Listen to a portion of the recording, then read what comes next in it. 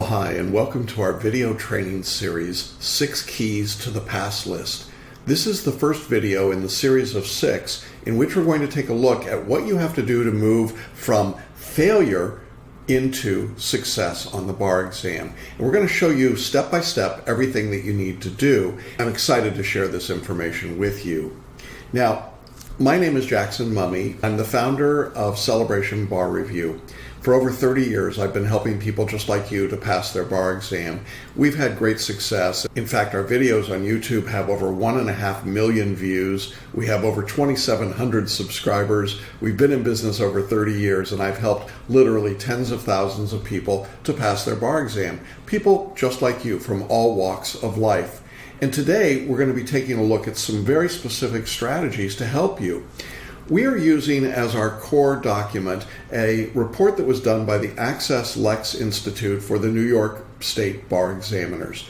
This was a study of first and second time bar candidates. It was prepared in order to help the bar examiners and the bar preparation community be able to look at what makes a difference for people in moving from failure to success. It covered 4 exam administrations, and it was both a statistical study and a focus group with lots of questions and narrative answers. And we've gone through that report and broken it into 6 separate training videos. In each of these videos, we're going to be looking at one specific reason why people fail the exam. In today's video, we're going to look at the very first item, which is that there simply wasn't enough study time. And you'll see that we've got a whole series of other items, and in each video, we're going to talk about each one of those other factors as well. After we've identified the reason for failure, we're going to look at the corresponding key to being successful. And so for today's video, we're going to look at how you increase the time you spend studying. And again, we'll do the same thing in the other 5 categories that we're going to be looking at. So today we want to look at the idea of how much time is enough, or more time that you need in order to be successful in the exam. And in the rest of the videos then, we'll look at each one of those other keys to passing in its own separate discussion. Let's jump into key number 1 right now. And key number 1, according to the study, was to dedicate enough time to your bar exam studies. Now that sounds simple enough, but we're going to break it into some more help for you. The study itself said that time that was dedicated to bar exam prep was the overwhelming criterion. In fact, they said that the average number of weekly hours spent studying was positively correlated with bar exam passage. So the more hours you spent, the better you did based on their study. Unfortunately, it wasn't quite that simple when you got into it a little more detail, and that's what we want to do right now. The first thing that we wanted to look at was what happens for repeat bar takers, because that's the primary audience that we talk to here at Celebration Bar Review. The study had some interesting information with regard to repeat bar takers. They found out from their study that when a repeat bar taker put in only 20 hours of study per week, there was a correlative pass rate of 28%. Now, that's not great, obviously. And so then they said, what happens if those individuals put in 30 hours a week of study? And the pass rate went up by 8% to 36%. So you can see there definitely was a correlation. And then ultimately, what happens if you put in 40 hours of study a week and the pass rate went to 45%? So increasing the number of hours of study clearly had a correlative effect on pass rates.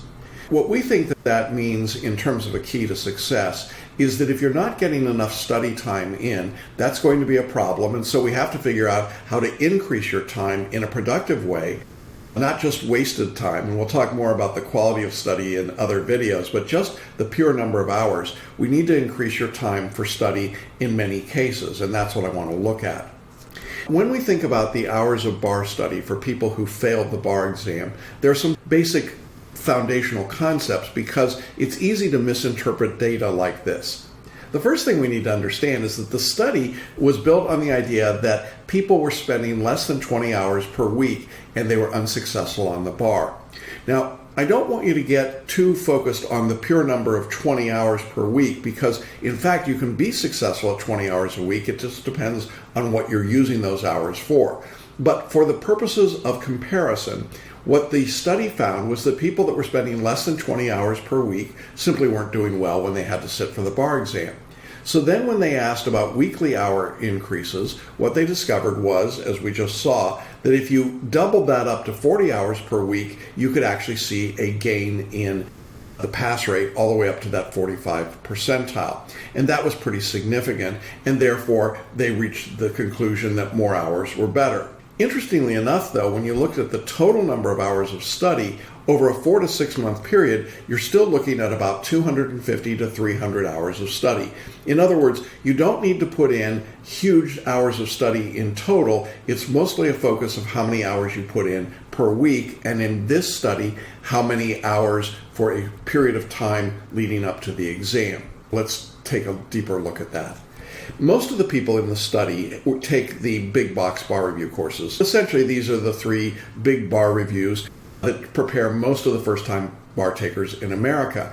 And it's important because that's the foundational group of applicants that this study was taking a look at. So here's what the big box course tells people to do. In general, what they're looking at is that in order to prepare using one of the big bar prep companies, you need to put in, on average, about 63 hours a week over an 8-week period. The reason for that is that a traditional big box course requires about 500 hours of study. So 63 hours a week, that's an awful lot of study, and it's hard to sustain that for 8 weeks, but that's what the course requires.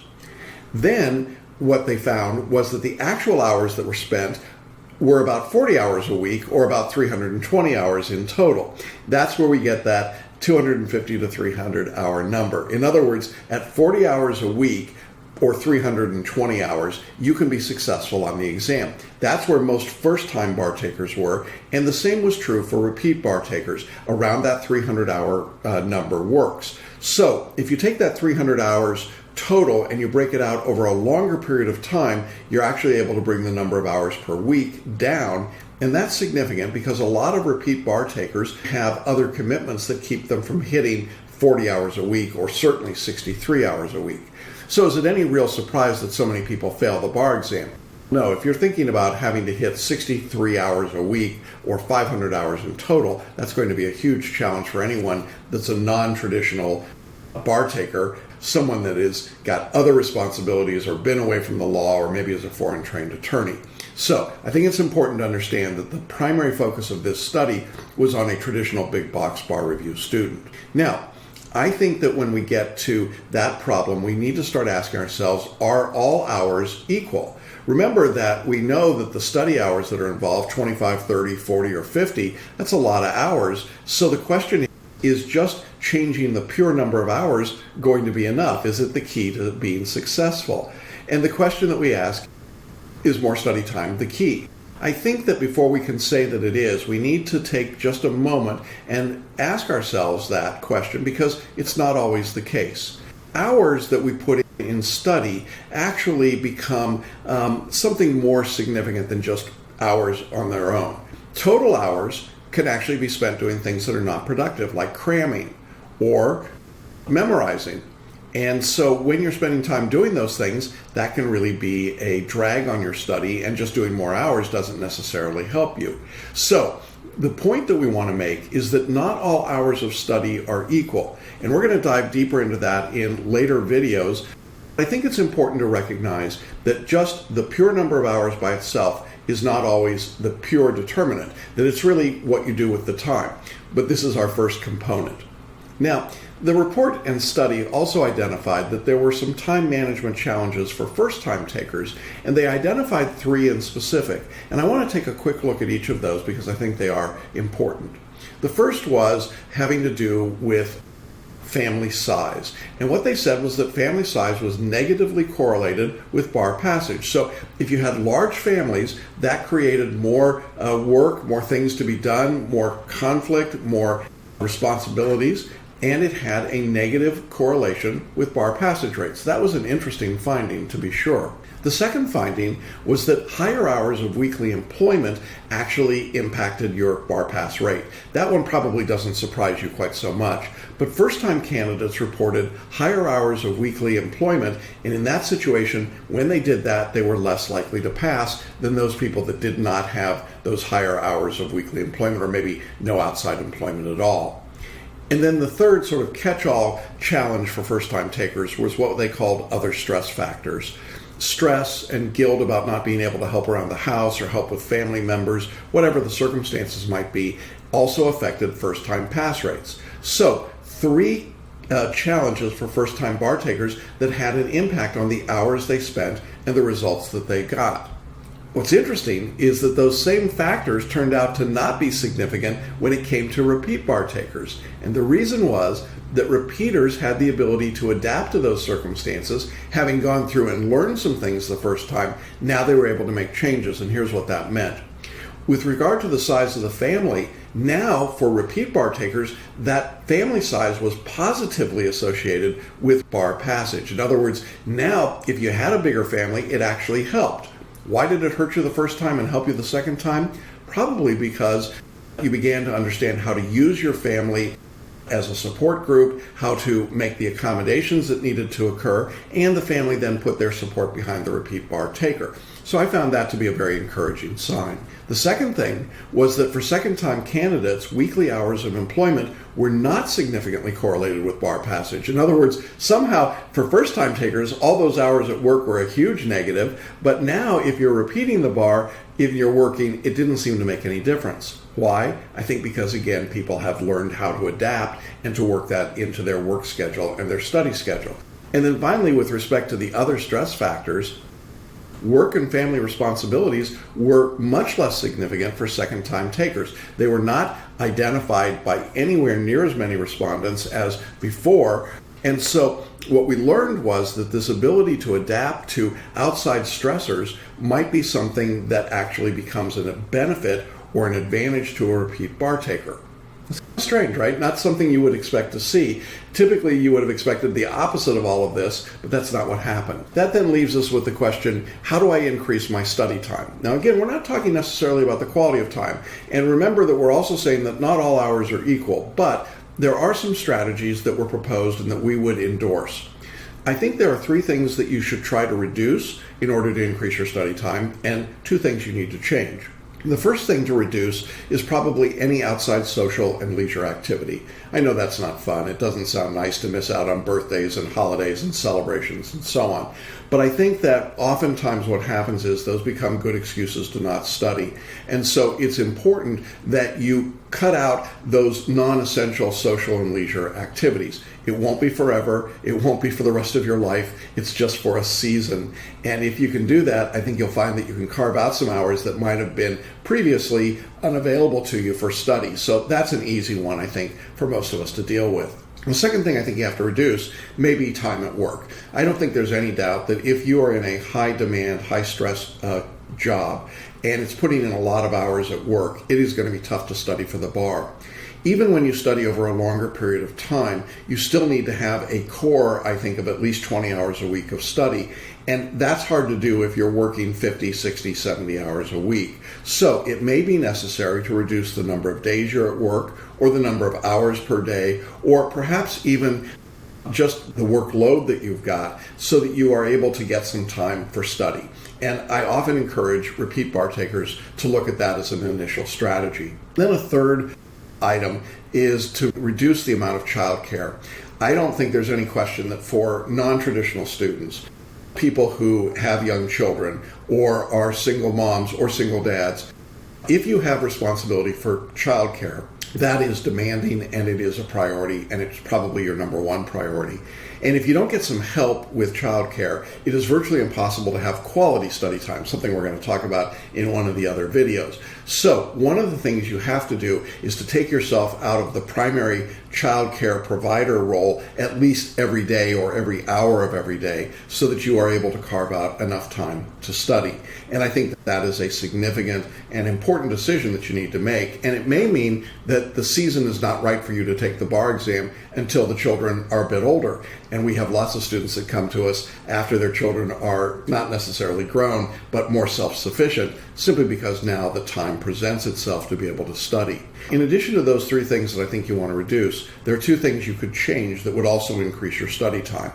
One is to change your study location. That is, it may be better for you, rather than commuting someplace to study, to find a quiet place where you can study close by home or maybe in your home so that you're not driving or trying to deal with all of the distractions that come with study. And so finding a good study location can actually increase your study time because it allows you to stay more comfortably in that spot and to do your work. For me, a great study location is a coffee shop because I like the activity and the hum and the ability to drink coffee. And so I can study in a coffee shop for an hour or two longer than I can sitting in my desk. And for each person, that's going to be unique and different. But I think you want to think about making those changes if you see that presents a problem. And then, as I said, in addition to changing your time at work, you may also need to change your job responsibilities. It may be necessary to downshift a little bit in terms of what you're taking on, big projects or litigation or big client work that you might have if you're in a legal capacity. It may be that you've really got to cut back on the groups that you're leading or the task forces that you're working on. In other words, instead of trying to take on everything and study for the bar, there is a period of time when it's just important to say, I've got to cut back. And it won't be forever, just like social and leisure activity, but there is a period where you need to cut back. And so changing your job responsibilities can make a difference. Now, does that mean quitting your job? No. Does it mean completely giving up and not going out to look for work? No, absolutely not. If you can get work, get it, take it, and find it because it's helpful for you. It's good to have the perspective that comes with that, but don't take on more than you can reasonably hope to accomplish. So those are some strategies that can actually help you increase your study time, and they're going to be different and in different proportions for each person that's watching today. Now, if this information has been helpful for you, there's a couple of things you can do right away. The first is visit celebrationbarreview.com, where we've got more information about our successful courses to help you pass your bar exam. Check it out. I think you're going to find a lot of great information there. While you're on the site, I encourage you to register to get our free ebook, How to Study for the Bar Exam. It's filled with all sorts of actionable items and tips that can help you to prepare for your study and to be able to pass the bar exam. It's been used by thousands of successful students. And while you're on the site, you can also register for a free consultation with me, an opportunity for a 20-minute one-on-one Zoom call to talk about your studies and what we can do to help you make the next bar exam your last bar exam. And then finally, when you've done all those things, you should be ready to watch video number 2 in our series as we move through 6 steps. And in video number 2, we're going to be looking at quality time. It's not just the number of hours as we've seen today, but it's also the quality of this study. And so in the second video, we're going to talk about what makes quality study time versus study time that's not very productive at all. I hope this has been helpful for you, giving you some things to think about, and certainly look forward to seeing you in the next video in our training series.